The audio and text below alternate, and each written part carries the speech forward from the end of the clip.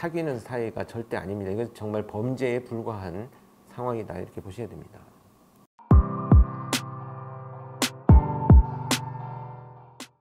네, 김태현과 피해자 미진 씨는 온라인 게임을 하면서 알게 된 사이였습니다.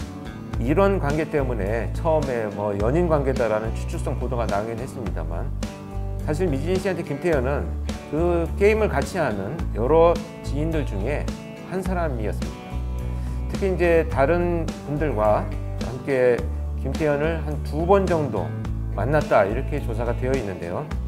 김태현은 자기 혼자 스스로 피해자인 미진 씨에게 집착을 했고요. 또 따로 만나달라 이런 끈질긴 요구를 하기도 했습니다. 3번째 만남도 지인들과 함께 여러 명이 같이 만났었는데요. 그런데 그 자리에서 미진 씨가 다른 남성과 웃으면서 이야기하는 모습을 보인다는 이유로 김태현은 그 남성에게 시비를 걸었고요. 이 때문에 미진 씨를 포함한 다른 지인들이 모두 김태현의 연락처를 차단했다고 합니다. 하지만 김태현의 집착은 더 심해졌습니다. 미진 씨는 휴대폰 번호를 바꿨지만 김태현은 어떻게든 알아내갖고 연락을 해왔습니다.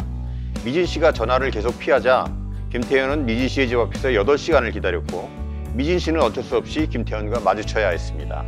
미진 씨는 집 주소를 알려준 적이 없었습니다. 김태현은 그녀가 올린 사진들 속에서 택배 상자가 찍혀 있는 걸 봤고 그걸 확대해 주소를 알아냈던 겁니다. 다시는 찾아오지 말라고 경고도 하고 미진 씨가 빌기도 했습니다. 하지만 소용이 없었고 미진 씨를 김태현을 피해 집에 갈 때마다 주위를 살폈고 먼 길로 돌아갔습니다. 이렇게 그 이웃들의 이제 증언을 따르면 김태현이 거의 매일 아파트를 찾아와가지고 기다리고 있었다 이렇게 알려지는데 그냥 함께 게임을 하는 지인 중 하나였고 뭐 여러 명이서 한 서너 번, 한 2-3번 정도 만났던 뿐인데 좀 집착이 과도한 걸로 보이는데 이런 게 지금 전형적인 스토커의 형태인지 어떻게 보십니까? 그렇습니다. 지금 2가지 측면에서 말씀을 들어보면 일단 상대방의 의사에 반한 지속적인 접촉을 시도합니다. 또 정보를 수집하기도 하고요. 아주 그 교묘한 방법으로 정보를 수집하기도 하고요. 2번째는 상대방의 행동과 태도를 왜곡해서 자기화시켜서 받아들이는 그런 모습을 보여줍니다. 그래서 이런 2가지 특징이 전형적인 스토킹 범죄자들의 그 방법, 수법 이런 것이 되겠습니다. 그러면 스토킹 범죄를 저지른 사람들의 성향, 성격 뭐 그런 특징들이 있나요?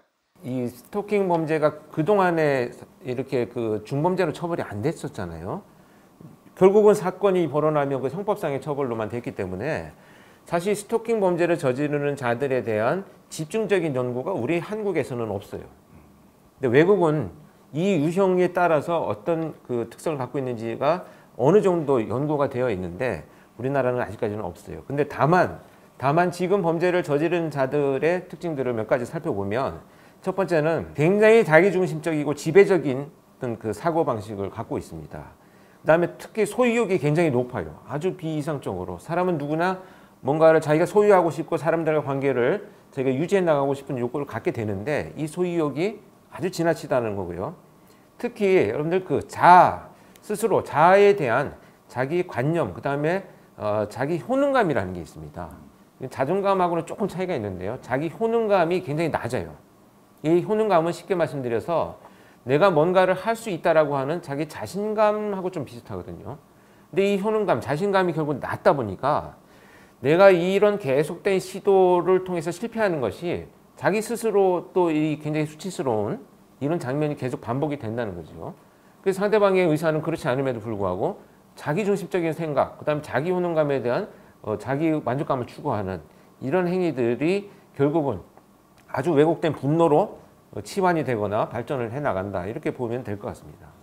이런 지금 스토킹 범죄를 당하고 있는 피해자들이 좀 있지 않겠습니까? 지금 현재로도. 그러면 어떤 행동들로 이런 것들을 좀 피해갈 수 있는지 혹시 교수님 뭐 예방법이라 그럴까요? 아니면 대처법이라 그럴까요? 혹시 그런 것들이 있을까요? 중요한 거는 지금 말씀하신 그러한 이유들로 인해서 우리가 이 간과되어 왔죠. 피해자들의 고통들이. 근데 지금은 이제 뭐 심지어 물리적인 이런 스토킹도 있지만 사이버상에서 일어나는 스토킹도 굉장히 심각하거든요. 이렇게 이제 범죄는 계속 진화되고 발전을 해 나갑니다. 근데 굉장히 어렵고 사실 힘든 것이 대처 방안인데요. 초기에 어떤 문제, 그러니까 제가 말씀드린 것처럼 내 의사에 반해서 끝없이 집착을 하고 지속적인 정보를 수집하고 접촉을 시도하느냐. 그 다음에 내가 저렇게 그런 의도로 행동하지 않았는데도 불구하고 상대방이 계속돼서 자기 마음대로 해석을 하면서 나를 뭔가 지배하려고 한다. 이런 흔적들이 보인다면 이것은 관심이나 나에 대한 애정 표현이 아니다라는 것을 우리가 인식을 해야 돼요. 그래서 경찰에 신고를 반드시 하는 것이 지금 이제부터 가장 중요한 문제가 될 것이고요. 그 다음에 지인들한테도 좀 알려서 좀 이것을 공론화시키고 좀 이렇게 드러내는 것이 필요하지. 이건 나의 개인적인 문제야. 저 사람이 나를 좋아서 하는 거야. 이런 어떤 우리 생각들 점차 발전해 나가게 되면 초기에 이런 흔적들이 시도가 보인다라고 생각이 되면 일단 경찰한테 신고를 해서 상담을 하고 상의를 해서 초기에 차단하는 것이 굉장히 중요합니다. 왜냐하면 점차 시간이 흐를수록요, 이자들은 피해자가 내가 접촉하는 것을 기다리고 있다라고 하는 이런 왜곡된 생각을 갖게 되거든요. 그래서 초기 차단이 굉장히 중요하고 이제 법안이 통과되면 얼마 정도 실효성이 있을지 모르겠지만 일단 경찰에 신고를 해서 초기에 차단하는 것, 이것이 되게 중요하다, 이런 말씀을 드리겠습니다. 몇 달간 이어지던 스토킹은 결국 살인사건이 됐습니다. 경찰 조사에서 김태현은 살인의 동기에 대해 무슨 이야기를 했는지 듣고 오겠습니다.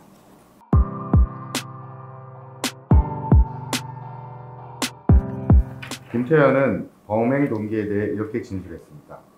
피해자가 연락을 차단하고 만나주지 않자 그 이유를 알고 싶고 화가 나고 배신감을 느꼈다는 겁니다. 경찰은 김태현이 최소 사건 일주일 전부터 범행을 계획했다고 봤습니다. 김태현은 범행 후 자신의 휴대전화를 모두 삭제하고 초기화했지만 경찰이 디지털 포렌식으로 복원하자 증거들이 발견됐습니다.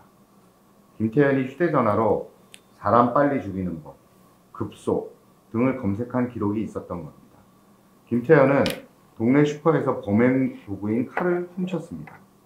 이후 갈아입을 옷과 칼을 가방에 챙겨들고 피해자의 집으로 향했습니다. 당시 집에 혼자 있던 미진 씨의 동생에게 택배가 왔다고 속여 문을 열게 했고 결국 살해했습니다. 살인을 한 뒤 김태현은 현장을 떠나지 않았습니다. 집안에서 5시간을 기다렸고 귀가한 미진 씨의 모친을 살해했습니다. 그리고 1시간 뒤 집으로 돌아온 미진 씨마저 살해했습니다. 범행이 끝난 후 가지고 왔던 옷으로 갈아입은 김태현, 시신 곁에 머무르면서 충격적인 행동을 이어갔습니다. 김태현은 냉장고에서 맥주와 우유 등을 꺼내 마셨고 끼니 때마다 밥을 먹으며 이틀을 보냈습니다. 사망한 미진 씨의 지문을 인식시켜 휴대전화를 열었고 미진 씨가 지인들과 나눴던 SNS 대화를 삭제한 뒤 친구 목록에서 자신의 존재를 아는 사람들 이름도 삭제했습니다. 그리고 자신의 휴대전화도 초기화시킨 뒤 자살을 하겠다며 자해했고 경찰에 발견됐던 겁니다. 이 범행 도구도 뭐 슈퍼에서 이렇게 훔쳐서 준비했다고 하는데 칼을 훔칠 때 이제 그 슈퍼 주인이 눈치채지 못하게 하려고 칼은 품에 넣고 다른 물건을 집어 계산했다고 그러더라고요. 이 행동은 이제 자신이 범행이라는 걸 나중에 경찰이 찾지 못하게 하려고 혹은 뭐 수사 혼선을 주려고 이렇게 한 행동으로 보이는데 칼의 출처를 아예 못 찾게 하려고 훔친 거 아니겠습니까? 이 행동은 뭐 자살을 하려고 했다는 행동과 아주 좀 모순적으로 보이는데 교수님은 어떻게 생각하십니까? 그렇죠. 사실 뭐 자살을 하겠다라고 하는 것은 그냥 자기 주장일 뿐이죠. 자살을 하겠다는 사람이 이런 계획성을 가지고 범행 도구를 몰래 훔쳐서 나머지 물건을 살 때는 현금을 지불하고 자기를 추적하지 못하게 한다든지 이런 것은 자살과는 무관한 얘기가 되겠고요. 특히 그 칼을 흉기를 구입한 이후에 자기가 단골로 있던 PC방으로 가서 20분간 거기에 머무른 흔적이 나타나거든요. 근데 이 흔적들은 결국은 피해자의 동선이 그날 어떻게 되는지를 아마 탐색하기 위한 그 게임방에 아마 접속을 했던 것으로 그 추측이 되고요. 이런 정황들을 봤을 때는 명백하게 이것은 증거인멸의 의도를 갖고 있기 때문에 어떤 그 자살의 의도와는 무관한 행동이다, 이렇게 보이고요. 결국은 뭐 계획범죄다, 이렇게 판단할 수가 있겠죠. 일단 김태현은 휴대전화로 사람을 죽이는 법, 급소도 검색하고 범행 도구도 훔치고 들어가서 갈아입으러까지 준비하고 이런 것들이 다 계획된 범행으로 보이는데 정말 이해가 안 되는 건 김태현이 피해자를 스토킹한 것이 두세 달 정도인데 이 짧은 기간에 얼마나 많은 분노가 쌓이면 범행을 계획하고 가족까지 다 죽일 정도였다는 게, 그리고 피해자도, 그리고 가족은 또 왜 죽인 걸까요? 참 그게 참 우리 사이코패스를 설명할 때 보면 제가 말씀드린 것처럼 자신의 목적을 이루기 위해서는 사람을 때때로 죽여도 괜찮아 이렇게 생각하는 자들이라는 말씀을 드렸잖아요. 그러니까 결국은 자신이 목표로 결정한 이 피해자 언니를 공격하기 위해서 장애 요인이 된다면 가족들을 전부 살해할 수 있다라고 하는 이 굉장히 사이코패스 성향이 높은 자의 어떤 의도와 판단으로 보여지고요. 두 번째는 지금 발생한 내가 분노가 형성되어 가지고 공격을 하게 된 이 원인이 당사자뿐만 아니고 당사자를 둘러싼 가족들한테 다 원인이 있다. 나를 만나지 못하게 방해했을 것이다. 이런 장애 요인이 그러니까 원인이 같은 곳에 있다. 이렇게 확대 해석하는 경향성이 높아지는 거죠. 네. 그렇기 때문에 여러 사건들에 있어서 자기가 스토킹을 했던 피해자 이외에 가족들까지도 함께 공격하는 잔혹행위를 저지르게 되는 것으로 나타납니다. 조사 초반에는 김태현이가 국선 변호인을 선임됐지만 변호인 입회를 거부한 채 경찰 조사를 받았다고 그러더라고요. 이런 것도 또 뭐 어떤 의도가 있을까요? 이거는요, 일단 이 자신의 행위의 결과를 충분히 예상하고 실행했다라는 것을 우리가 알 수 있는 부분입니다. 무슨 얘기냐면요, 마치 내가 변호사를 대동하지 않았다고 하는 것은 그냥 내 죄책감을 표현하는 거다라고 하는 무언의 어떤 메시지를 전달하고자 하는 의도입니다. 대부분의 많은 사람들이 저런 행위를 저지르고 네가 무슨 면목이 있다고 그래 변호인을 대동해. 근데 변호인을 대동하지 않았습니다 그러면 한켠에는 그래도 자기 죄는 자기가 죄책감을 느끼나 이렇게 생각하잖아요. 결코 그렇지 않습니다. 결국은 이 결과가 내가 어떤 일이 일어났다는 것을 자기가 안다는 얘기고, 변호인이 대동되어 본들 특별히 내가 변론을 받을 만한 내용도 없다는 것을 알기 때문에 자기가 계획한 대로 그냥 실행하는 것에 불과하다 이렇게 봅니다. 이전에 이제 김태현은 3건의 범죄 이력이 있습니다. 살인을 하기 불과 2주 전에 여고생에게 음란 메시지를 보내서 벌금 200만 원을 선고받았고, 또 2019년 11월에는 여자 화장실에 들어가 몰래 훔쳐보다가 처벌을 받았다 그러더라고요.